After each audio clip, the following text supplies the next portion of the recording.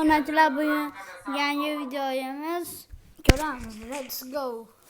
Mana bizning uyimiz, mana kambag'alning uyi, meni uyim. Men o'zi kambag'alman mana. Sizlarga lekin bitta zo'r narsa ko'rsataman. Mana menda bular narsa bor, xolos. Mana kallang kiyib turaylik, sizlarga zo'r narsa ko'rsataman. Biz mahalliy uyqulayamiz. Ko'rsatamiz sizlarga. Let's go.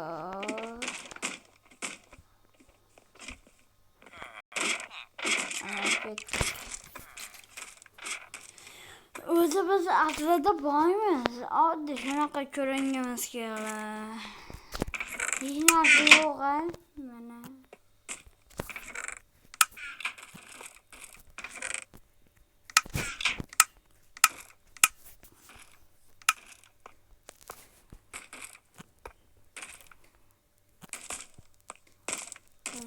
Bizga bekor bo'ladi.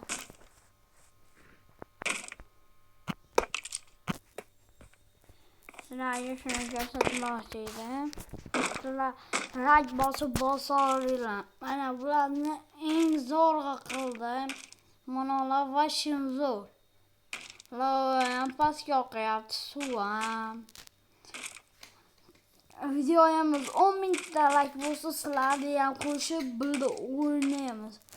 Like bosinglar va bizga obuna bo'linglar.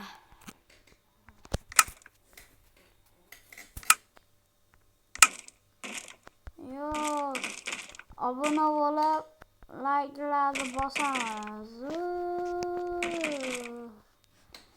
Sizlar bilan Abdushi ko'rishamiz.